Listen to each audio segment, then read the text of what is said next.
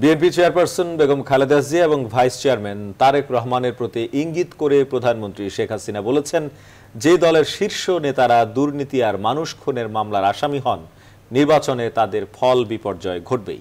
আওয়ামী লীগের কেন্দ্রীয় কার্যনির্বাহী সংসদ ও উপদেষ্টা মণ্ডলীর যৌথ সভায় এই কথা বলেন তিনি। গণতান্ত্রিক ধারাবাহিকতা রক্ষায় ঐক্য ফ্রন্টের বিজয়ীদের সংসদে যোগ দেওয়ার আহ্বান জানিয়েছেন সরকার প্রধান। বিস্তারিত জানাচ্ছেন শাহ আলী জয়। আগামী কয়েক মাসে দলীয় কর্মসূচি কি হবে নির্ধারণ করতে আওয়ামী লীগের কেন্দ্রীয় কার্যালয়ে বৈঠকে বসেন দলের কার্যনির্বাহী কমিটি এবং উপদেষ্টা পরিষদের সদস্যরা। জাতীয় নির্বাচনের পর দলের নীতি নির্ধারকদের এটি প্রথম আনুষ্ঠানিক বৈঠক। 21শে ফেব্রুয়ারি আন্তর্জাতিক মাতৃভাষা দিবস, এই উপর আমাদের প্রোগ্রাম থাকবে। নির্বাচনে অভাবনীয় সাফল্যের জন্য আওয়ামী লীগ সভাপতি কৃতজ্ঞতা জানান ভোটারদের। বলেন, বিশাল জয়ে দলের দায়িত্ব বেড়েছে। আমরা যে বিভিন্ন কর্মসূচি হাতে নিয়েছি সেগুলি যেমন বাস্তবায়ন করতে হবে এবং বাংলাদেশের মানুষের জীবনমান উন্নত করার জন্য আরও কি আমরা করতে পারি সেটাও আমাদের আরও চিন্তা করতে হবে। শেখ হাসিনা বলেন, এবার নির্বাচনে খুনি, দুর্নীতিবাজ এবং অর্থ পাচারকারীদের প্রত্যাখ্যান করেছে দেশবাসী।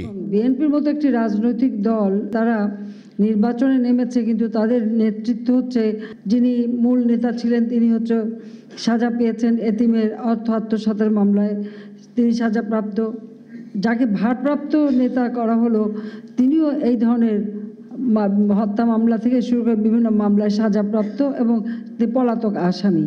কারণ একটি রাজনৈতিক দলে পলাতক আসামি তাকে দিয়ে রাজনীতি করতে গেলে সেখানে কি রেজাল্ট হয় সেটাই তারা পেয়েছে। গণতন্ত্রের প্রতি শ্রদ্ধাশীল হতে বিএনপিকে আহ্বান জানান সরকার প্রধান। যে কটা সিটে তারা জিতেছে গণতন্ত্রের স্বার্থে, তারা যদি চায় তাদের পার্লামেন্টে আসা প্রয়োজন। কারণ আমরা এইটুকু বলতে পারি যে আমরা যখন সরকারে এসেছি আমরা দেশের মানুষের জন্য কাজ করেছি, জনগণের জন্য কাজ করেছি। আমরা কিন্তু কোনো রিভেঞ্জ নিতে যাইনি বা আমরা কাউকে কোনো হয়রানিও করতে যাইনি। প্রধানমন্ত্রী বলেন, দীর্ঘদিন ক্ষমতায় থাকার কারণে মানুষের মনে বিশ্বাস এসেছে আওয়ামী লীগ ক্ষমতায় থাকলেই দেশের উন্নয়ন হয়। আমাদের উন্নয়নের যে শাহ আলী জয়, নিউজ 24, ঢাকা।